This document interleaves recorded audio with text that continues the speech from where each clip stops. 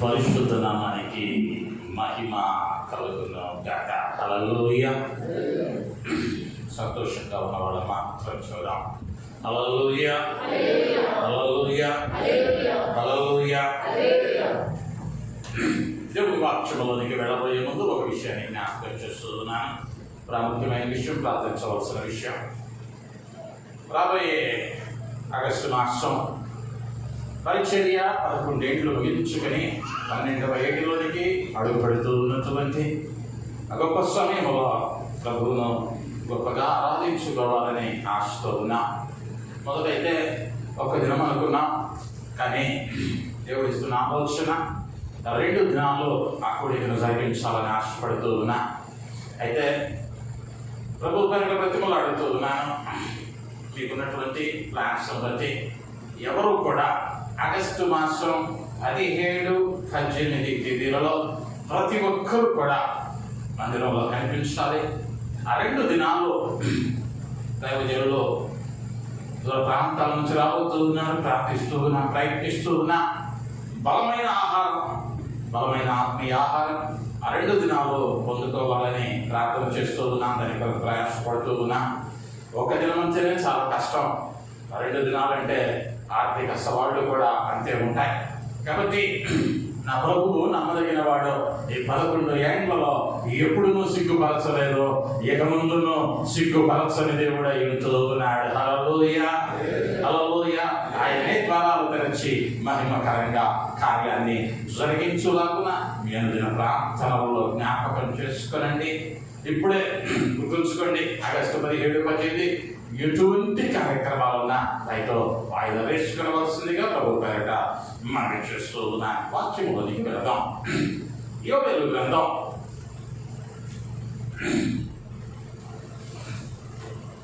1వ అధ్యాయం. యోబేలు గ్రంథం 1వ అధ్యాయం 5వ వచనం. మత్తులారా మేలుకొని కన్నీరు విడువడి చలమటి ఉన్న మనకి మహిమ కలుగును గాక. యోబేలు ప్రవక్త ద్వారా ప్రభు మాట్లాడుతూ, మత్తులారా మేలుకొనుడి, కన్నీరు విడువడి. మీరేమైపోయారయ్యా అంటే దేవుని జనాంగమైనటువంటి వారు మత్తులోనికి జారిపోయారు. కొందరు ద్రాక్షారసపు మత్తులో ఉంటే కొందరు లోకపు మత్తులో పడిపోయారు. కొందరు లోక కార్యాల వైపు తిరిగారు, దేవునిని మరచిపోయారు. జీవితాలు పాడు చేసుకుంటూ ఉన్నారు. జీవితాలు బహుభయంకరంగా మారిపోతా ఉన్నాయి. వీరికి యోబేలు ప్రవక్త ఇస్తున్నటువంటి చక్కని ఆలోచన ఏంటయ్యా అంటే, కన్నీరు విడవమని చెబుతూ ఉన్నాడు. ఒక వ్యక్తి జీవితంలో, ప్రాముఖ్యంగా ఆత్మీయ జీవితంలో కన్నీరు అన్నది చాలా ప్రాముఖ్యం. ఆ కన్నీరు కూడా ఎందుకు రావాలయ్యా అంటే, అనేక పర్యాయాల్లో రాకూడని వాటికి మాత్రం కన్నీరు ఏమైందయ్యా అంటే దారులుగా కారిపోయింది. తెలుగులో ఒక సామెత ఉంది, భర్త కొట్టినందుకు ఏడవలేదంట, తోడికోడలు చూసి నవ్విందని ఏడ్చుందంట ఒక ఆమె. అలాగే క్రైస్తవ్యంలో కూడా ఏమైపోయామయ్యా అంటే, మన ఆత్మీయ జీవితం ఎదగటం లేదే అని ప్రభువు దగ్గర కన్నీరు కార్చేయడానికి బదులు పక్కింటున్నో ఎదురింటున్నో, లేదా వాళ్ళు అంటున్నారనో వీళ్ళు ఎట్టున్నారనో ఏడవటం ఎక్కువైపోయింది. వ్యర్థమైన దానికి వచ్చిన కన్నీరు ఈరోజు దేనికి రావటం లేదయ్యా అంటే ఆత్మీయ స్థితిగతులను మార్చుకోవటానికి రావటంలా. అందుకనే యోబేలు చక్కగా చెప్పాడు, కన్నీరు విడవండి, ఆ మత్తులో నుండి లేవండి, ఇదే శాశ్వతమని. ఈ లోకం మాకు చక్కలేదని నీవు మత్తులో సాగిపోయావు. అది ఉంటే బాగుంటుంది, ఇది ఉంటే బాగుంటుందని వాటి కొరకు ఏడ్చే ఏడ్పు అనబడిన మత్తులో నుండి లేచి నువ్వేం చేయాలయ్యా అంటే కన్నీరు విడవాలి. ఆ కన్నీరు కూడా ఎలా విడవమన్నాడయ్యా అంటే 8వ వచనంలోనికి వచ్చేసరికి, పెనిమిటిపోయిన యవనురాలు గోనె పట్ట కట్టుకొని అంగలార్చునట్లు నీవు అంగలార్చును. ఎవరితో పోల్చాడయ్యా అంటే యవ్వన కాలంలో తన పెనిమిటిని పొగొట్టుకున్నటువంటి యవనస్తురాలితో పోల్చాడు. అప్పుడప్పుడే పెళ్ళైంది, 18 ఏళ్ళు 20 ఏళ్ళు యవనస్తురాలు. ఆ వయస్సులో భర్తను పోగొట్టుకుంటే ఆమె కన్నీటిని ఆపడం తల్లిదండ్రుల తరం కాదు, తోబుట్టుల తరం కాదు. అయిన వారు ఎంత నియంత్రించాలన్నా ఆ వేదన, ఆ కన్నీరుకి అడ్డుకట్ట వేయలేదు. అది ఒక పూట ఉండి పోయేది కాదు, నిరంతరం కన్నీరు కార్చేటువంటి వేదనను ఆ స్త్రీ అనుభవించేదిగా ఉంటూ ఉన్నది. నిన్ను నన్ను లేదా ఆనాటి ఇశ్రాయేలు జనాంగానికి యోవేలు చెప్పిన మాట ఆ విధంగా పెనిమిటి పోయినటువంటి యవనస్తురాలి వలె కన్నీరు కారమన్నాడు. 2వ అధ్యాయము 12వ వచనానికి వస్తే, ఎప్పుడైనా మీరు ఉపవాసం ఉండి కన్నీరు విడుచుచు దుఃఖించుచు మనపూర్వకముగా తిరిగి నా యుద్ధకు రండి. యోవేలు అంటూ ఉన్నాడు, అయ్యా నేను మొదట్లో చెప్పా, మీరు కన్నీరు విడవండి, బహుగా కన్నీరు విడవండి, మీ జీవితాలను మార్చుకోండి, లేకపోతే ప్రమాదం అని హెచ్చరించాను. నేను చెప్పిన దినాన్ని మీరు వినలేదు, కానీ ఇప్పుడైనా ఎందుకన్నాడు అయ్యా మాట అంటే, ఆ 11వ వచనంలోని చివరి లైన్ నేను చదువుతూ ఉన్నాను. యెహోవా దినము బహుభయంకరము, దానిని తాళగలిగిన వాడు ఎవడు? యెహోవా దినం అనేది ఒకటి రాబోతున్నది. ఆ దినమున దానిని తట్టుకుని నిలవబడగలిగిన వాడు, తాళగలిగిన వాడు, ఎదురు నిలవబడగలిగిన వాడు ఎవడనూ లేడు. కాబట్టి ఆ దినం దగ్గరకు రాక మునుపే ఇప్పుడైనా నీకు ఇంకా ఆయుష్ ఇచ్చాడో, నీకు ఇంకా ఆరోగ్యం ఇచ్చాడో, నీవు ఇప్పుడైనా ఏం చేయాలయ్యా అంటే, ఇప్పుడైనా కన్నీరు విడుచుచు దుఃఖించుచు మన పూర్వకముగా తిరిగి నా యుద్ధకు రమ్మంటూ ఉన్నాడు ప్రభువు. ఈనాడు అనేక పర్యాయాల్లో ఆత్మీయ జీవితాలలో కన్నీరు కనులు వేయకపోతా ఉంది. ఆరాధనకు వచ్చినప్పుడు ఏడిస్తే వేసిన మేక పేడపోయిద్దా, కన్నీళ్లు కలిస్తే కొట్టుకొచ్చిన పౌడర్ పోయిద్దామా, పౌడర్ మీద ఉన్న ధ్యాస ప్రార్థన మీదకి రావటంలా. అనేక పర్యాయాల్లో మన జీవితాల్లో ఆశీర్వదింపబడకపోవడానికి కారణం ఏమిటయ్యా అంటే, రాలవలసిన కన్నీరు రాలటంలా, విడవలసిన కన్నీరు విడవటంలా ప్రభువు పాదాల దగ్గర. ఆయన అంటాడు, నీవు కన్నీరు కాలుస్తున్నటువంటి ప్రతి బాష్ప బిందువు ఆయన తన గుడిలో తచ్చుకుంటూ ఉన్నాడు, దాచిస్తూ ఉన్నాడు. ప్రతి బాష్ప బిందువును ఆయన లెక్కించుచున్నాడు. నీ బాష్ప బిందువులు ఆయన లెక్కించి దానికి తగిన ప్రతిఫలాన్ని ఆయన ఇవ్వబోతా ఉన్నాడు. పరిశీలించుకుందాం, ఆలోచించుకుందాం. నీ కష్టం వచ్చినప్పుడు, నీకు వ్యాధి వచ్చినప్పుడు, నిన్నెవరైనా ఏదైనా కించపరిచినప్పుడు, నీకేదైనా లోటు వచ్చినప్పుడు నీవు ఆయన పాదాల దగ్గర కన్నీరు కాలుస్తున్నావా, లేకపోతే వారి దగ్గరకు వీరి దగ్గరికి వెళ్ళి కన్నీరు కాచి కాలక్షేపం చేస్తా ఉన్నావా? ఒక మాట చెబుతాను, 10 మందికి చెబితే నవ్వుల పాలవుతావు, నలుగురికి చెబితే నా యేసు దగ్గరకు వచ్చి కన్నీరు కార్చగలిగితే నీ సమస్యకు పరిష్కారం. నేను అనేక పర్యాయాలు వాడుతూ ఉంటాను ఈ మాట. నువ్వు నలుగురితో చెప్పుకున్నావా నీ సమస్య, నవ్వుల పాలే. నీ ముందు నటించవచ్చు, నీతో పాటు కాసేపు కన్నీరు కార్చవచ్చు, ముసలి కన్నీరు. కానీ ప్రమాదం. కానీ నీ బాధను తన హృదయంలో దాచుకొని నీ సమస్యను తీర్చగలిగిన ప్రభువును నీవు కన్నీరు కార్చగలుగుతూ ఉన్నావా? ప్రశ్నించుకున్న వారంతో ఉన్నా. లూకాసు వార్తలో ఒక స్త్రీ వచ్చింది ప్రభు పాదాల దగ్గరకు. పరిసయ్యుని ఇంట ప్రభువు భోజనం చేస్తూ ఉన్నాడు. లూకాసు వార్త 7వ అధ్యాయం 44వ వచనంలో ఆమె కన్నీటితో యేసు పాదాలు కడుగుతూ ఉంటే పరిసయ్యుడు ఉన్నాడు, ఆ స్త్రీ పాపము చేసి చేసిన స్త్రీ కదా, పాపాత్మురాలు కదా, ఆయనకు తెలియదా అని అడగగా సీమోనుతో ప్రభువు చెబుతూ ఉన్నమాట, ఆమె విస్తారముగా ప్రేమించిన కనుక ఆమె యొక్క విస్తార పాపములు. 44వ వచనం.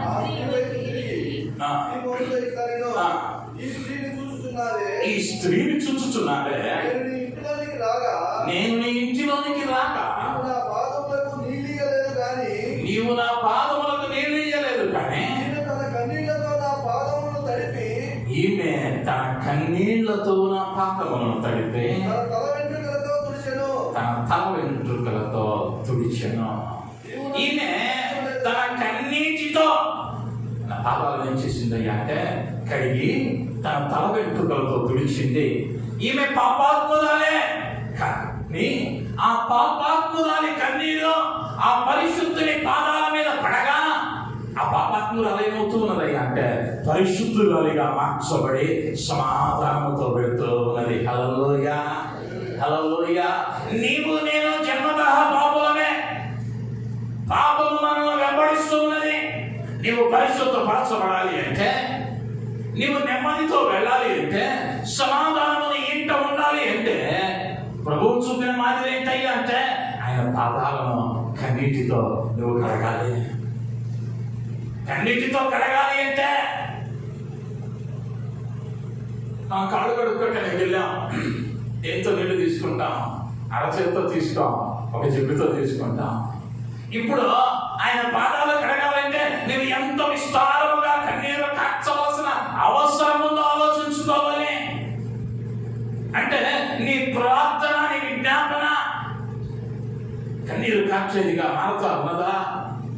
లేదా ఈనాడు ఏమైపోయిందయ్యా అంటే ఎవరైనా వింటారేమోనని కొంచెం నలుగురిని ఆకర్షించే పదజాలంతో, లేకపోతే నలుగురు మనం భక్తులము అనుకునేటువంటి పదజాలాన్ని ఉపయోగించాలన్న ఆసక్తి మీద ప్రభువుకున్న సంబంధాన్ని మరిచిపోతా ఉన్నా.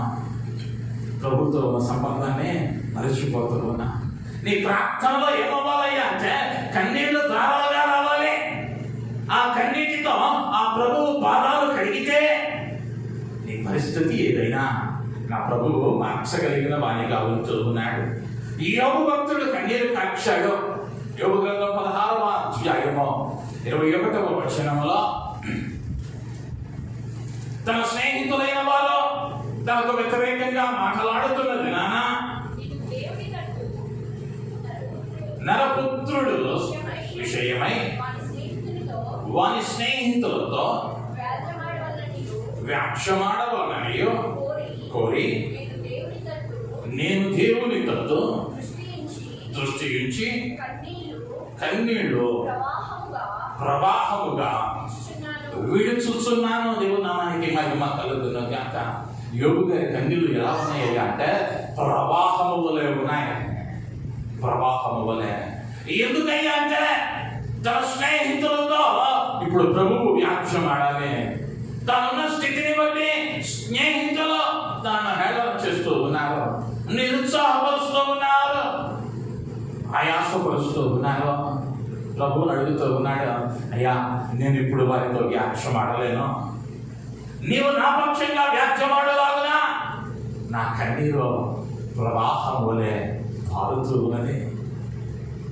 కాబట్టి దేవుడు యోబు పక్షంగా నిలవబడ్డాడు, పూర్వవైపు అన్ని తిరిగి ఇచ్చాడు. ఈనాడు మనం అద్భుతాలు చూడలేకపోతూ ఉన్నామంటే, మన వారిని మనము చూడలేకపోతూ ఉన్నామంటే, లేకపోతే గొప్ప కార్యాలు మనం అనుభవించలేకపోతూ ఉన్నామంటే కన్నీరు కరువైందేమో, కన్నీరు కరువైందేమో ప్రశ్నించుకోవలసిన వారం అయ్యుంటూ ఉన్నా. ఎప్పుడైతే కన్నీరు కాలుస్తావో దేవుని కార్యాలను చూడగలవు. నీ కన్నీరు వ్యర్థం కాపోదో, నీ కన్నీరు ప్రతి బాష్ప బిందువు ఆయన పట్టుకుంటా ఉన్నాడు. ఎవరయ్యా అంటే సృష్టికర్త అయిన దేవుడు నీ కన్నీటి ప్రతి బాష్ప బిందువును లెక్కిస్తూ ఉన్నాడు. దానికి తగిన ప్రతి ఫలము ఆయన ఇచ్చేవాడిగా ఉంటూ ఉన్నాడు. అయితే బైబిల్ గ్రంథంలో కొంతమంది భక్తులు వారు ఎంతో భారంగా వారు కన్నీరు విడిచిన వారిగా ఉన్నారు. జీవితంలో లోటేమీ లేదు. దేవుని చేత గొప్పవారిగా ఎంచబడిన వారు, ప్రభువు పనిలో బలంగా వాడబడ్డారు. కానీ వారి జీవితాలు ఎలా ఉన్నాయి అంటే కన్నీటిమయంగా ఉన్నాయి. నిత్యము కన్నీరు కార్చారు. వారు కన్నీరు కార్చడం వల్ల ప్రభువు చేసిన కార్యాలను త్వరగా మనం గమనించగలిగినట్లయితే, మొదటిగా 2వ రాజుల గ్రంథం 8వ అధ్యాయం 12వ వచనం. 2వ రాజుల గ్రంథం 8:12. హజాయేలు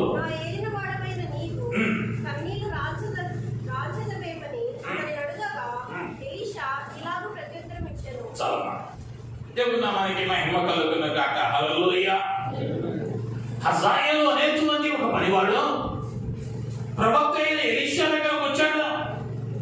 ఈ హజాయేలు అనబడిన వాడు ఎందుకు వచ్చాడని అంటే, ఆ ముందున్నటువంటి వచనాల్లో చదువుకుంటూ వెళితే, సిరియా రాజు అయినటువంటి బెన్హాదాదు రోగి అయి ఉన్నాడు.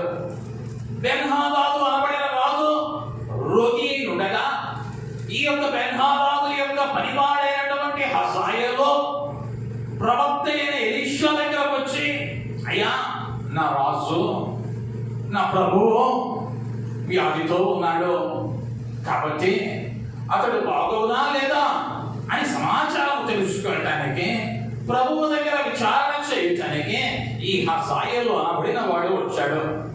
అయితే ఈ హజాయేలు వచ్చిన దినమున వారిని చూచుచూ ప్రవక్త అయిన ఎలీషా కన్నీరు కారుస్తూ ఉన్నాడు. ఎందుకు కన్నీరు కార్చాడు అన్న విషయాన్ని ఆ తర్వాత చెబుతూ ఉన్నాడు. ఈలాగు ప్రత్యుత్తరం ఇచ్చను, ఇశ్రాయేలు వారి గట్టి స్థలములలో నీవు కాల్చివేయుదువు,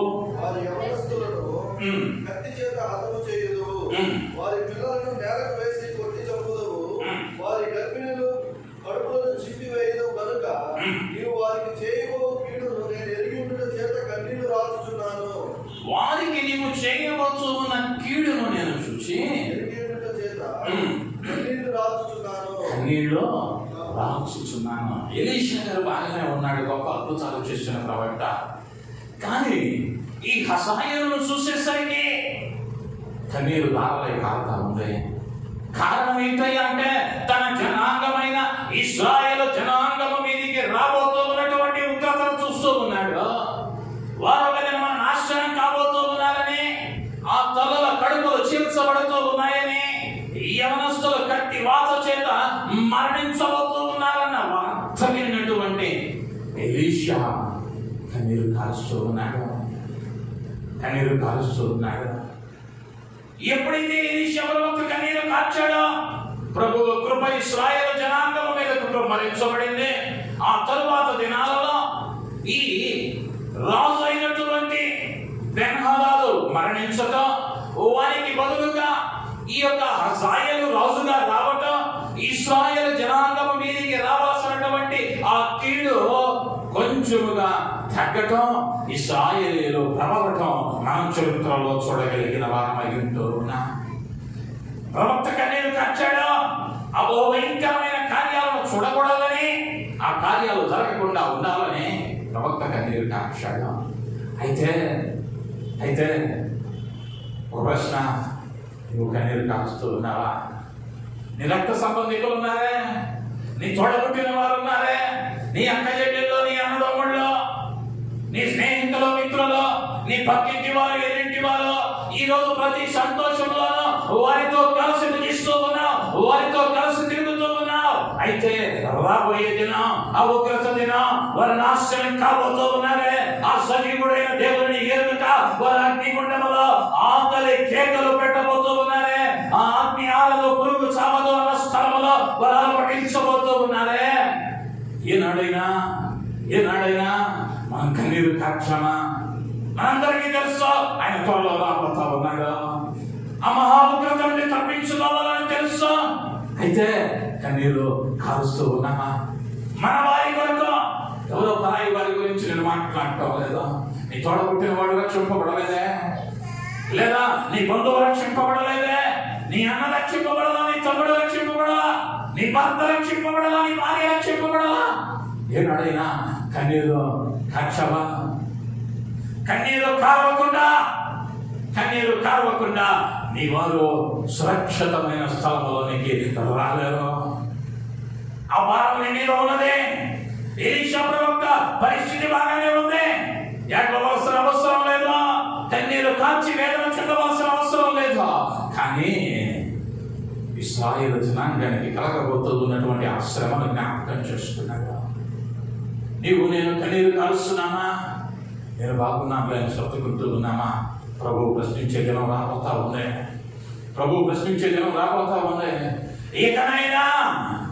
ఇకనైనా నీవు నీ వారి కొరకు కన్నీరు కార్చాలి. నీవు కన్నీరు కార్చగలిగితే నా ప్రభువు గొప్ప కార్యాలు చేసే దేవుడు. నీ ప్రతి కన్నీటికి ఆయన జవాబిస్తాడు. అనటానికి నేనే ఒక ఉదాహరణ. నేను ఈ స్థలంలో నిలవబడటానికి అర్హుడను కాదు. ఒకప్పుడు బహుభయంకరమైన పాప జీవితం. ఆ దినపు ఐజక్కులు కనుక చూస్తే మాట్లాడటానికి కూడా భయపడేటువంటి పరిస్థితులు. అయితే రాత్రికాల సమయాల్లో మా తల్లి మా ప్రతి మంచము దగ్గర మోకరించి కన్నీటితో ప్రార్థించేది, అయ్యా వీరు మీకు దూరంగా జీవిస్తున్నాను, వీరిని మార్చని. మేము ఆ రోజులలో ఆ ప్రార్థన యొక్క విలువ తెలియక విసుక్కునే వాళ్ళం. నిద్రపోతా ఉంటే గోల ఏంటని. కానీ అది గోల కాదు, అది ఆశీర్వాదం. ఆ రోజు వారు కన్నీరు కార్చారు కాబట్టి మా జీవితాలను దేవుడు మార్చాడు. ఆయన పరిశీలించడానికి భాగ్యం ఇచ్చాడు. ఈ రోజు నీవు కన్నీరు కార్చగలిగితే నీ వారి కొరకు ఒక దినం ఉంది. ఖచ్చితంగా వారు కఠినాత్ములై ఉండవచ్చు. ప్రభువు మాట ఇచ్చితేనే నిన్ను దూషించే వారు అవ్వచ్చు, నిన్ను దగ్గరకు చేరనీయని వారు అవ్వచ్చు, నిన్ను వెలివేసేవారు కావచ్చు. వారెంతటి వారైనా ప్రభు పాదాల దగ్గర చేరతారనటంలో ఎటువంటి సందేహం లేదు. ఆ భావం నువ్వు కలిగి ఉండాలి. దాని కొరకు కన్నీరు కార్చాలి. బైబిల్ గ్రంథాన్ని చించి వేసినటువంటి సాధు సుందర్ సింగ్ నే మార్చిన దేవుడు నీ భర్తను మార్చడం, నీ బిడ్డను మార్చడం, నీ స్నేహితుని, నీ తమ్ముని, నీ చెల్లెలని, నీ తల్లిదండ్రులను మార్చడం ఆయనకు స్వల్పమైన కార్యం. అయితే ఆ శక్తి నీలో ప్రారంభం అవ్వాలి, భావం నీలో రావాలి, నీవు కన్నీరు కావాలి. అయ్యా నా వారిని, అయ్యా నా ఆశ్రమంలోనికి పడుకోకుండా, అయ్యా వారి ఇబ్బందికరమైన కొలిమిలోనికి నచ్చబడకుండా, అయ్యా వారు నరకం అనేటువంటి పాప భూమిలో చిక్కుకొని పోకుండా కాపాడమని ప్రార్థించవలసిన బాధ్యత నీ మీద ఉన్నది. రెండవ రాజుల గ్రంథం 20వ అధ్యాయం 3వ వచనం. యెహోవా యథార్థ హృదయుడనై సత్యముతో నీ సన్నిధిని నేను ఎట్లు నడుచుకుంటున్నా, నీ దృష్టికి అనుకూలముగా సమస్తమును నేను ఎట్లు జరిగించితినో కృపతో జ్ఞాపకం చేసుకోనమని హిజ్కియా కన్నీళ్లు విడుచుచు యెహోవాను ప్రార్థించెను. హిజ్కియా కన్నీళ్లు విడుచుచు యెహోవాను ప్రార్థించెను. హిజ్కియా అనేటువంటి రాజు కన్నీరు విడుస్తూ ఉన్నాడు. తన పరిస్థితి ఎలా ఉన్నదయ్యా ఇప్పుడు అంటే బహుభయంకరంగా ఉంది. ప్రవక్త వచ్చాడు, మొదటి వచనంలో చెబుతూ ఉన్నాడు, నీవు ఇక బ్రతకవయ్యా, మరణకరమైన రోగం నీకు వచ్చింది, నీవు చనిపోవచ్చు ఉన్నావు, నీ ఇల్లు చక్కబెట్టుకో, ఎవరికి ఏ బాధ్యత అప్పగించాలో, ఎవరికి ఏ పని ఇవ్వాలో, ఏది ఎక్కడ దాచిపెట్టావో లెక్కలు చెప్పి సిద్ధంగా ఉందని ప్రవక్త చెప్పాడు. అయితే హిజ్కియా ఒక మర్మం ఎరిగిన వాడు. ఒకవేళ మరణమే నా వాకిట వచ్చినా నేను గనక నా ప్రభువు పాదాల దగ్గర కన్నీరు విడవగలిగితే ఆయన నా పరిస్థితిని మార్చగలిగిన వాడని సత్యమెరిగిన హిజ్కియా తన గదిలోనికి వెళ్ళి తన ముఖము గోడ తట్టునకు తిప్పుకొని కన్నీరు విడుచుచు, యెహోవా నీ యథార్థ హృదయుడనై సత్యముతో నీ సన్నిధి నేను ఎట్లు నడుచుకుంటున్నా, నీ దృష్టికి అనుకూలముగా సమస్తమును నేను ఎట్లు జరిగించుతున్నా, కృపతో జ్ఞాపకం చేసుకునమని కన్నీటితో ప్రార్థన చేస్తా ఉన్నాడు. ఈ హిజ్కియాను చూసిన వారంతా అనుకున్నారు హిజ్కియా చరిత్ర అయిపోయిందే, హిజ్కియా తర్వాత రాజు ఎవడు అన్న ఆలోచనలో ఉంది దేశమంతా. కానీ హిజ్కియా ఆశ అంతా దేవుని వైపు ఉంది. దేవుని పాదాల దగ్గర కన్నీరు కార్చాడు. ఎప్పుడైతే ఆ మరణకరమైన రోగముతో కన్నీటితో ప్రభువు దగ్గరికి వచ్చాడో 6వ వచనంలోనికి వచ్చేసరికి ఆ ముందు అంటాడు, నీ ప్రార్థన నేను ఆలకించి తిని నిన్ను బాగు చేసేదను అన్న దేవుడు 6వ వచనంలోనికి వచ్చేసరికి ఇంకను 15 సంవత్సరముల ఆయుష్ను నేను నీకు ఇచ్చుచున్నాను, మరియు నా నిమిత్తమును నా సేవకుడైన దావీదు నిమిత్తమును. ఎవరైనా గట్టిగా ఈ పట్టణమును కాపాడుచు అష్షూరు రాజు చేతిలో పడకుండా నేను విడిపించదను. అష్షూరు రాజు చేతిలో పడకుండా నిన్ను విడిపించదను. హిజ్కియా చేసినటువంటి ఆ క్లుప్తమైన ప్రార్థనలో నన్ను జ్ఞాపకం చేసుకో అన్నాడంటే, అయ్యా నేను నీ సన్నిధిలో ఎట్లున్నానో, నీతిగా ఎలా నడుచుకున్నానో, నా ప్రవర్తన ఎలా ఉందో, నా బ్రతుకు ఎలా ఉందో ఒక్కసారి జ్ఞాపకం చేసుకోయ్యా అన్నాడు. నా రోగం తీసేయని కానో, నా రాజ్యాన్ని కాపాడమని కానో హిజ్కియా ప్రార్థనలో ఉన్నట్లుగా ఇక్కడ వ్రాయబడాల 3వ వచనంలో చేసిన ప్రార్థనలో. అయితే ప్రభువు ఎప్పుడైతే హిజ్కియా ఏ స్థితిలో తన దగ్గరకు వచ్చాడో ఎరిగాడో, ఏ స్థితిలో వచ్చాడో, ఏమి ఇవ్వాలో ఎరిగిన దేవుడు ఇప్పుడు హిజ్కియాతో అంటూ ఉన్నాడు, మరి 15 సంవత్సరాల ఆయుష్ నీకు ఇస్తా ఉన్నాను. ఆయుష్నిచ్చి మలనిన సమస్యల వలయాలలో యుద్ధాల పోరులోని నవలయ్యా, అష్షూరు రాజు చేతిలో పడకుండా నీ రాజ్యము నేను విడిపిస్తాను, నీకు తోడుగా ఉంటాను, నీకు కాపుదలగా ఉంటాను. అయితే హిజ్కియాకు సత్యం ఎరిగాడు, ఎక్కడికి వెళ్ళాలో తెలుసుకున్నాడు. మరణకరమైన రోగం వస్తే కుదరని రోగానికైనా దాన్ని బాగు చేయగలిగిన దేవుడు ఉన్నాడని దేవుడి దగ్గరికి వెళ్ళాడు. రాజుగా ఉన్నాడు, పక్క రాజ్యాల నుంచి మెధావులైన వైద్యులు ఉన్నారేమో తమ్మని కబురు పంపటంలా ప్రభు దగ్గరికి వస్తా ఉన్నాడు, కన్నీరు కాలుస్తూ ఉన్నాడు, ప్రభువు మీద ఆధారపడ్డాడు, గొప్ప భక్తుడిగా మారాడు, తన జీవితంలో అద్భుతమైన సాక్ష్యాన్ని పొందుతున్నాడు. అయితే నీవు నేను మన ఇబ్బందిలో ఇక అయిపోయింది, మన భవిష్యత్తు అనిపిస్తూ ఉన్న సందర్భాలలో నీకు సహాయం చేయటానికి మార్గాలే లేవు అనేటువంటి సందర్భాలలో నీవెక్కడికి వెళ్ళి కన్నీరు కాలుస్తూ ఉన్నావు, నీవెక్కడ నీ కన్నీటిని తారపోస్తూ ఉన్నావు. అయ్యో నాకేంటి కర్మ అని ఒంటరిగా కూర్చొని ఏడవటము వలన నీవు నిస్సత్తువుగా నిరసనలోనికి జారుకుంటావు. కానీ నా ప్రభువు పాదాల దగ్గరకు వచ్చి, అయ్యా నీ ఎదుట నేను ఎట్లుంటినో జ్ఞాపకము చేసుకున్నామని నీ సాక్ష్యాన్ని కనుక ఎత్తి పట్టగలిగితే మరణాన్ని మార్చిన దేవుడు, మరణపు ముళ్ళను విరిచిన దేవుడు, నీ సమస్య ఆయనకు లేసైన కార్యం, నీ సమస్య ఆయనకు స్వల్పమైన కార్యం. నీ కార్యం మారటం లేదంటే, నీ పరిస్థితి మారటం లేదంటే, నీ కన్నీరు ఇంకా తొలగబడటం లేదు అంటే కారణం ఏంటయ్యా అంటే, మాట ఇచ్చిన వాడు నమ్మదగిన వాడు, దానిలో మార్పు లేదు. నీవు నేను హిజ్కియాలాగా రాట్లా, నీవు నేను హిజ్కియాలే కన్నీరు కాల్చడంలా. హిజ్కియాకు ఒక చట్టం, నీకు ఒక చట్టం, నాకు ఒక చట్టం పెట్టలా ప్రభు. హిజ్కియాను ఎంతగా ప్రేమించాడో నిన్ను నన్ను అంతే ప్రేమించాడు. హిజ్కియా కొరకు ప్రాణం పెట్టిన దేవుడే నీ కొరకు నా కొరకు ప్రాణం పెట్టాడు. ఆయన పక్షపాతము లేని దేవుడు, ఆయన అందరినీ సమానంగా చూసేవాడు. అయితే పొరపాటు ఎక్కడ జరుగుతూ ఉంది అంటే, మనము యథార్థ హృదయంతో లేకపోతా ఉన్నాం, లేకపోతే ఆయనకు అనుకూలముగా నడుచుకోలేకపోతా ఉన్నాం, లేదా మనము ఆయనకి ఇష్టమైన జీవితాలు మనలో ఉండటంలా మనం కనుక అట్టి వాటిని అలవర్చుకొని నీ ఇబ్బందిలో, కష్టంలో, వ్యాధులలో, బాధలో ఆయన పాదాల దగ్గరికి వస్తే, ఒకవేళ ఇంతకు మునుపు ఆయన కోపముతో ఆజ్ఞాపించినప్పటికీ దాన్ని మార్చగలిగినటువంటి వాడు ఆయనే. ఆయనకు మాత్రమే అధికారం ఉంది. మరి కుటుంబాన్ని బట్టి, నీ కుటుంబంలో ఉన్న పరిస్థితిని బట్టి, నీ కుటుంబంలో ఉన్నటువంటి ఈ ఇబ్బందిని బట్టి ఏనాడైనా కన్నీరు కార్చావా ప్రభువు దగ్గర?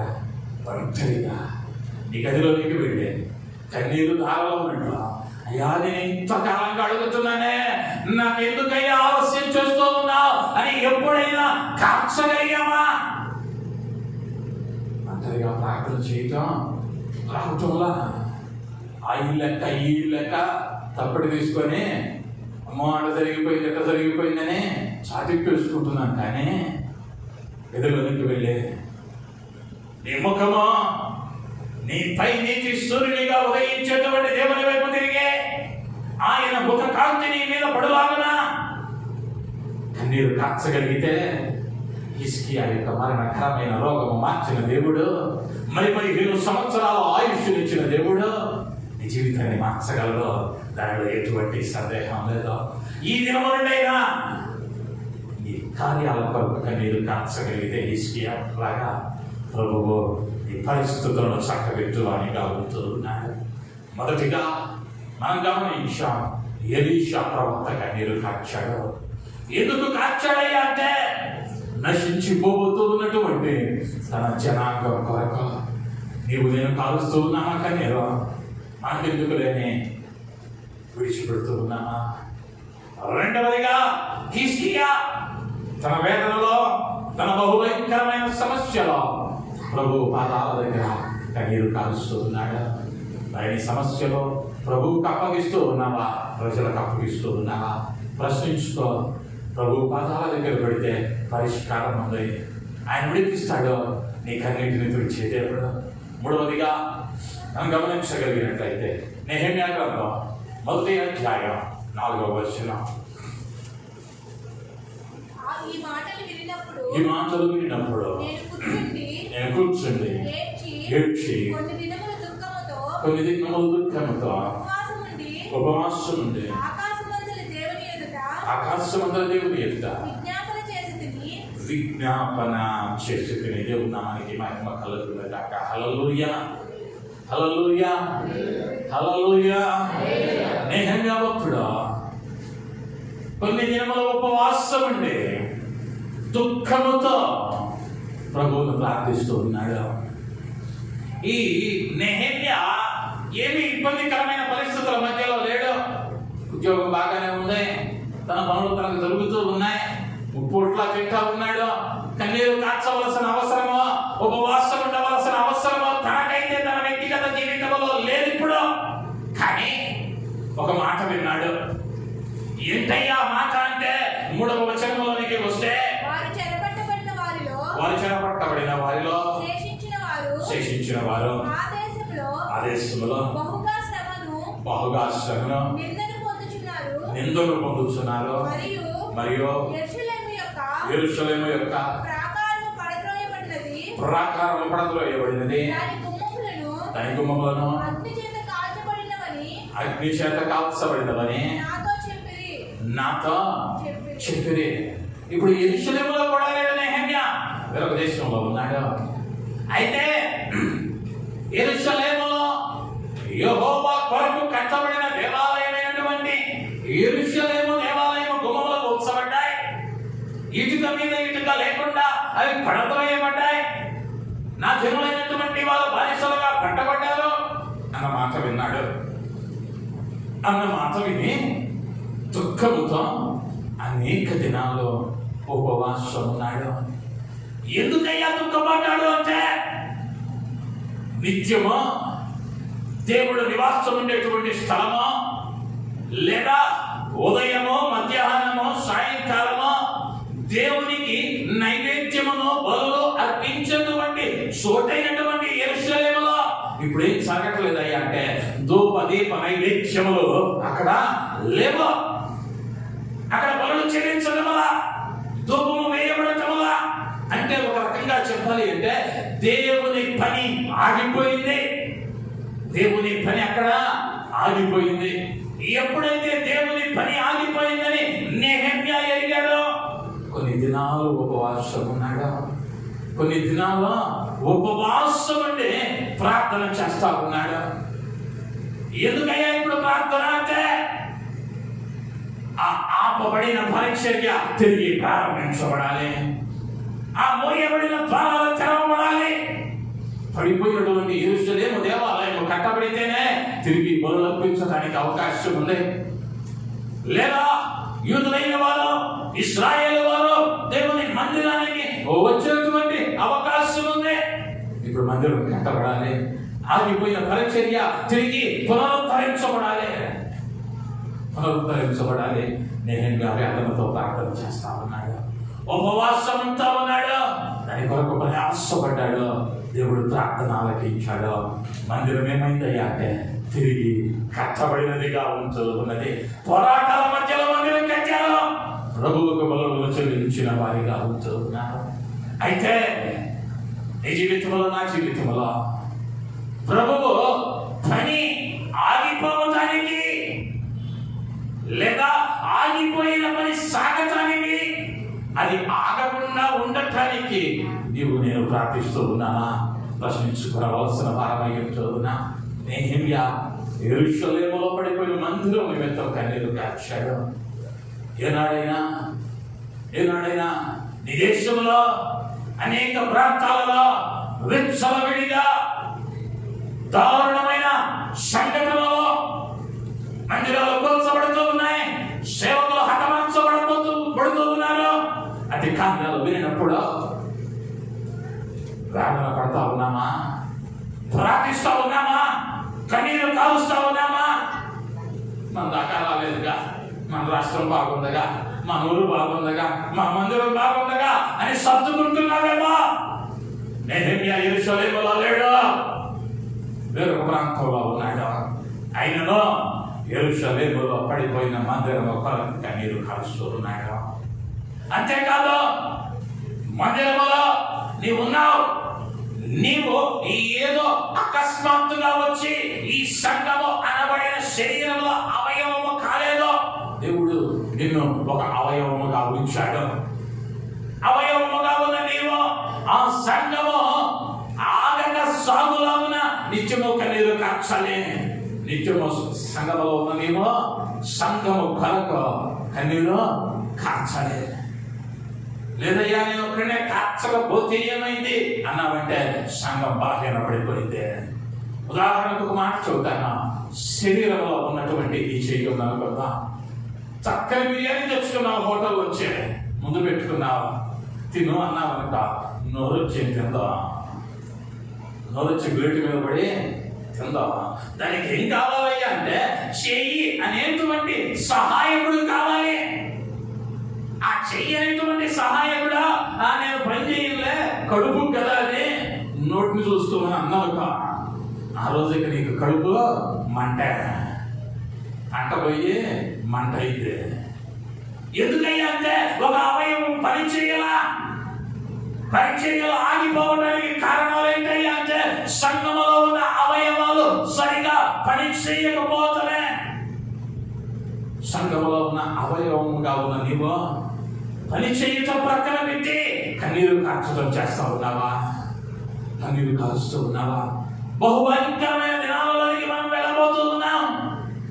ఆ దినమున ఆయన పరిచర్య నీ దేశంలో ఆగకుండానట్లు అది బహుభయంకరంగా ఉజ్జీవముగా కొనసాగాలి అంటే నీవు నేను కన్నీరు కార్చాలి. ఒకవేళ నీవు నేను అనుకున్నట్లు ఆనాటి 17వ శతాబ్దంలో 18వ శతాబ్దంలో భారతదేశానికి సువార్తను ప్రకటించడానికి వచ్చినటువంటి మిషనరీలు కనుక అనుకుని ఉన్నట్లయితే నీ చేతిలో నీవు పట్టుకున్నటువంటి బైబిల్ గ్రంథం నీ చేతిలో ఉండేది కాదు. ఎందుకయ్యా అంటే విలియం కేరీ అనేటువంటి మహానుభావుడు కలకత్తా పట్టణానికి రాకపోతే, అక్కడ ఎదురైన శ్రమల మధ్యలో నిలవబడకపోతే, కన్నీటి మధ్యలో కూడా ఒక పక్కనేమో తన బైబిల్ ముద్రణాలయం బైబిల్ అంతా చచ్చమా చేసేసాడు. ప్రింట్ వేయబోతూ ఉన్నాడు, తగలబడిపోతుంది, పరుగున వెళ్తా ఉన్నాడు. ఈరోజు ఇంటి నుంచి కబురు, నీ భార్య మతిస్థిమితం లేకుండా పోయింది. వేదన, ఆ వేదన మధ్యలో కూడా సంఘము కట్టబడాలని, నాశన గోపములో నుండి భారతదేశంలో బయటికి రావాలని తిరిగి కాలిపోయినటువంటి ఆ గ్రంథంని తిరిగి కష్టపడి రాసి తమ దేహాలను కూడా తమ స్వదేశాలకు తమ ఆప్తుల దగ్గరకు పంపగా చనిపోయిన తరువాత అవి తరలించడానికి బహుధనము సెలవైతేనే ఆ ధనము కూడా దేశంలో స్వార్థ కొరకు ఖర్చు పెట్టమని తమ జీవితాలను త్యాగం చేశారు, తమ ఆస్తులను త్యాగం చేశారు, తమ బిడ్డలను హతసాక్షులుగా ఇచ్చారు. మనకు వినటానికి కథలలాగా ఉపన్యాసాలలాగా ఉండవచ్చు. ఆ స్థితిలో కనుక నీవు ఒక్క నిమిషంలో పడగలిగితే హ్యారీ గోమ్స్, అనేక మంది, విలియం కేరీ, బుర్లాడ్, అనేక మంది దైవజనులు ఉన్నారు. అనేక మంది దైవజనులు, అటువంటి దైవజనులు ఆనాడు కన్నీరు కార్చకపోతే ఈనాడు స్వేచ్ఛగా మనం ఈ సువార్తను వినలేకపోయేవాళ్ళం. నేను చెబుతూ ఉన్నాను, ఈ రోజున కనుక నీవు కన్నీరు కార్చగలిగితే రాబోయే తరాల్లో మరి బలమైనటువంటి సువార్తను విని ఆ చీకట కలిగిన దొంగ భూమిలో నుండి బయటకు రాగలవు. ఆ కార్యాలు జరగాలి అంటే నేహేమి కావాలి, నీవు కూడా కూనుకోవాలి. సాధ్యమైనంత వరకు సంఘం కొరకు, సంఘాల కొరకు నిత్యము కన్నీరు కార్చవలసిన వారమై ఉంటున్నా.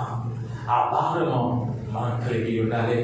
అప్పుడు మాత్రమే మన జీవితాలలో మనం కార్యాలను చూడగలం. నాలుగవదిగా యేసుక్రీస్తు వారు యెరూషలేము వైపు చూస్తూ లూకా సువార్త 19వ అధ్యాయం 41వ వచనం. లూకా సువార్త 19 ఆయన వారితో క్రీస్తు దావీదు కుమారుడని జనులు ఎలాగ చెప్పుచున్నారు? 19:41 ఆయన పట్టణమునకు సమీపించినప్పుడు దాన్ని చూచి దాని విషయమై ఏడ్చి దేవుని నామానికి మహిమ కలుగునుగాక. హల్లెలూయా. ఆయన యెరూషలేము పట్టణమునకు సమీపించి దానిని చూచి ఏడుస్తూ ఉన్నాడు. ఎందుకయ్యా ఏడుస్తూ ఉన్నాడు అంటే 300 సంవత్సరాలు వారి మంచి పరిచర్య చేశాను, కానీ వీళ్ళేమయ్యాలి అంటే సత్యాన్ని ఎరగలేకపోయారా, సత్యాన్ని ఎరగల వీళ్ళు. అందుకని యెరూషలేము దేవాలయాన్ని ఉపమానముగా ఉంచి తన శరీరం అనబడినటువంటి తన శరీరానికి సాదృశ్యంగా యెరూషలేము దేవాలయాన్ని చెబుతూ ఉన్నాడు. ఈ దేవాలయం కూల్చివేయబడితే రాత్రి మీద రాయి నిలవబడకుండా నాశనమైపోయింది అని చెబుతూ ఉన్నాడు. ఆయన కన్నీరు కారుస్తూ ఉన్నాడు. ఎందుకు కన్నీరు కార్చాడు అంటే ఆయన 3.5 ఏళ్లలో చూసినటువంటి ఇశ్రాయేలీయులు అనేకులు ఆయన వెంబడించారు, కానీ వీళ్ళంతా ఎందుకు వచ్చారు అంటే అద్భుతాల కోసం, ఆశీర్వాదాల కోసం. కానీ ఆయన తెలియచేసినటువంటి నీ రక్షకుడిని క్రీస్తును వెంబడించడానికి మాత్రం, క్రీస్తుకు వారి జీవితాలలో చోటివ్వడానికి మాత్రం అక్కడికి వేశారు. అది చూసిన ప్రభువు వేషధారులైన వారిని చూస్తే, ఆ యెరూషలేము పట్టణాన్ని చూస్తే ఆయన కన్నీరు కాడుస్తూ ఉన్నాడు. ఒకవేళ ఈ దినమందు ప్రభువు ఇక్కడ నిలవబడి నిన్ను చూస్తే, నిన్ను చూసి కన్నీరు కాలుస్తాడా లేక ఆనందిస్తాడా ఒక్కసారి పరిశీలించుకో. అనేక సంవత్సరాలుగా మందిరానికి వెళ్తా ఉన్నాం, అనేక సంవత్సరాలుగా ఆయన మాటలు వింటా ఉన్నాం. అయితే ఆయన సంతోషించే రీతిగా నీ జీవితం నా జీవితం ఉందా? లేదా ఇంకనూ ఆయన ఏడ్పిస్తూ, ఇంకనూ ఆయన వేదనకు గురి చేస్తూ, ఆయనను అల్లాడింపు చేస్తూ ఉన్నామా? ప్రశ్నించుకునవలసిన వారమై ఉంటూ ఉన్నా. నశించిపోతూ ఉన్న వారిని చూసి యేసే ఏడుస్తూ ఉన్నట్లుగా మనం చూడగలిగిన వారమై ఉంటూ ఉన్నా. చివరిగా ఒక్క వ్యక్తిని మాత్రం జ్ఞాపకం చేసి నేను ముగిస్తాను. అపోస్తుల కార్యముల గ్రంథం 20వ అధ్యాయం 19వ వచనం.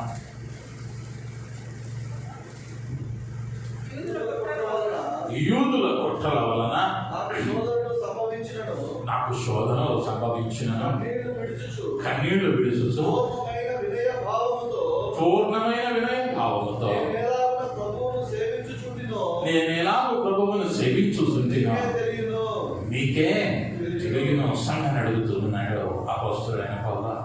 అయ్యలారా, యూదులు ఎన్నో కుట్రలు చేశారు నా మీద, నన్ను ఎంతగానో ఇబ్బంది పెట్టారు, శోధనలు వచ్చినాయి. అయినను ఆ శోధనల మధ్యలో నేను కన్నీళ్లు విడుస్తూ కూడా పూర్ణమైన మనస్సుతో నేను ఎలాగో ప్రభువును సేవించుతున్నా. కష్టం వచ్చిందనే ప్రభువును విడిచిపెట్టలా, కొట్టారని నేను ప్రభువును విడిచిపెట్టలా, చెరసాలలో వేశారని నేను ప్రభువును విడిచిపెట్టలా, లేదా చర్మపు సంచులలో ఉంచారని నేను ప్రభువును విడిచిపెట్టలా, అగాధంలో పడివేసిన లేదా మరణకరమైనటువంటి వేదన గుండా నేను వెళ్తూ ఉన్నా నేనేం చేశానయ్యా అంటే ఆయనను పూర్ణ వినయ భావముతో నేను ఎలాగో ప్రభువును సేవించుచుంటినో నీకే తెలియను. నీ జీవితంలో ఎదురవుతూ ఉన్నటువంటి ఇబ్బందిలో, ఆ కన్నీటిలో, ఆ కష్టంలో, ఆ నష్టంలో ఆగిపోతా ఉన్నావా? ప్రభువు మీద అలుగుతూ ఉన్నావా? లేదా ప్రభువుకు దూరం అయిపోతూ ఉన్నావా? అపోస్తలుడైన పౌలు ఎన్నో శ్రమల గుండా వెళ్ళాడు, ఎన్నో వేదనలు అనుభవించాడు. అయితే వాటన్నిటి మధ్యలో కూడా కన్నీటితో ఆయన పనిని జరిగించాడు. ఆ మాటలు చెప్పిన తరువాత ఇంకొంచెం ముందుకు వెళితే 23, 24 వచనాలు అనుకుంటాను. నేను వెళ్ళబోతూ ఉన్న స్థలంలో నా కొరకు ఎన్నో సవాళ్లు కాచుకుని ఉన్నాయి, శోధనలు అక్కడ ఉన్నాయని, శ్రమలు నా కొరకు సిద్ధంగా ఉన్నాయని, వేదన నేను అనుభవించవలసి ఉన్నదని నాకు తెలుసునా పరిశుద్ధాత్ముడు నాకు ముందుగానే బయలుపరిచాడు. అయినను నేను వెళ్తా ఉన్నాను. ఎందుకయ్యా అంటే కొట్టబడటానికి, వేదన అనుభవించడానికి, ప్రభువు పనిని జరిగించడానికి. అయితే ప్రభువు పనిని జరిగించడానికి తన ప్రాణాన్ని అపోస్తలుడైన పౌలు అప్పగించాడే. అదే భారం ప్రభువు నీకును ఇచ్చాడే. సర్వలోకములకు వెళ్ళి సర్వ సృష్టికి సువార్త ప్రకటించుడని రక్షింపబడిన ప్రతి వానికి ఆజ్ఞ ఉందే. అయితే నీ పక్కింటికి ఎప్పుడైనా ప్రభువును పరిచయం చేసావా? నీ స్నేహితుడికి ఎప్పుడైనా పరిచయం చేసావా? నీ అయిన వారికి ఎప్పుడైనా పరిచయం చేసావా? నిజ దేవుణ్ణి పరిచయం చేయడానికి సిగ్గుపడుతూ ఉన్నావేమో. సిగ్గుపడవలసిన అవసరం లేదా? శ్రమలలో కూడా అపోస్తలుడైన పౌలు కన్నీటితో ఆ పనిని జరిగించాడు, కన్నీటితో జరిగించాడు. కాబట్టే అపోస్తలుడని పిలువబడ్డాడు. ఎవరికి లేనటువంటి గొప్ప ధన్యత ఆయన జీవితంలో స్వతంత్రించుకున్నవాడిగా అవుతున్నాడు. నీ మీద భారం ఉంది, నీవు రక్షింపబడితే సరిపోలేదో, వారేదో మాట అంటా ఉన్నారని, లేదా ఏమైనా అంటారేమో అని చెప్పటం అనివేస్తా ఉన్నావేమో. చెప్పటం నీవంతో. అందుకనే నేను కొన్ని పర్యాయాలు నన్ను తిట్టుకుంటున్నారని తెలిసినా కూడా హెచ్చరిస్తూనే ఉంటాను. నన్ను తిట్టుకుంటున్నారని నాకు తెలుసు.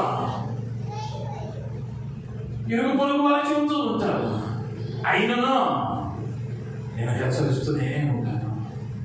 ఎందుకయ్యా అంటే వేదనలో కూడా ఏం చేయాలయ్యా అంటే కన్నీరు కాలుస్తూ ఆయన పని జరిగించవలసిన బాధ్యత. ఈ 11 ఏళ్లలో నేను ఇక్కడ నిలవబడినటువంటి ఈ 11 ఏళ్లలో కూడా ఎప్పుడు మాసము కన్నిటితోనే ముందుకు వెళ్ళాము. కానీ మాకు ఒక ధైర్యం ఏంటయ్యా అంటే మేము పంట కోయబోవు దినమున సంతోషముతో కోయబోతూ ఉన్నాం. హల్లెలూయా, హల్లెలూయా. ఈరోజు కష్టపడుతూ ఉన్నామేమో, కానీ ఆయనతో కలిసి ఆనందించేటువంటి మహిమ కలిగిన దినం ఒకటి ఉంది. ఆ దినమున నా ప్రభువు మా కష్టములకు తగిన ప్రతిఫలం ఇస్తాడా. ఈరోజు కాదనేమో దిగులు పడతా, ఈరోజు నీకు ఈ ఇబ్బంది గుండా వెళ్తా ఉన్నావేమో, ప్రభువును ప్రకటిస్తే నిన్ను వెలివేస్తామంటా ఉన్నారేమో, ప్రభువును ప్రకటిస్తే నీ మీద లేనిపోని పుకార్లు పుట్టిస్తూ ఉన్నారేమో. దిగులు పడవద్దు, సంతోషంతో కన్నీటితోనే ముందుకు కొనసాగా ప్రభు గొప్ప కార్యాలు చేసే దేవునిగా ఉంటున్నాడు. హల్లెలూయా, హల్లెలూయా. ఎలీషా ప్రార్థన చేశాడు, తన జనాంగం నాశనం అయిపోతూ ఉన్నారని. హిజ్కియా ప్రార్థన చేశాడు, మరణకరమైన రోగం వచ్చిందని. నెహెమ్యా ప్రార్థన చేశాడు, మందిర పరిచర్య ఆగిపోయింది, మందిరం కూలిపోయిందని. ప్రభు ప్రార్థన చేశాడు, ఎంత చెప్పినా వీడు మారటం లేదని ఎన్నో పర్యాయాలు బోధించాను. వీరేమయ్యారయ్యా అంటే మారటంలా ఇది గతి బహుభయంకరం అన్నాడు. బహుభయంకరం అన్నాడు. అపోస్తలుడైన పౌలు అన్నాడు, కన్నీటితో నేను ఎప్పుడు ఆయన పరిచర్యను జరిగిస్తూ ఉన్నాను, దానికి సాక్షులు మీరే అన్నాడు. ఆయన పని జరిగిస్తూ ఉన్నారా? కన్నీరు కలుస్తూ ఉన్నారా? 5 విధాలైనటువంటి కన్నీరు నీ జీవితంలో ఉంటే, ఈ కన్నీరు నీ జీవితంలో ఉంటే నీ ప్రతి పరిస్థితిని నిన్న ప్రభువు మార్చగలడు. అందుకని అంటా ఉన్నాడు యోవేలు గ్రంథము 1వ అధ్యాయం 5వ వచనం, మత్తులారా మేలుకొని కన్నీరు విడివిడి.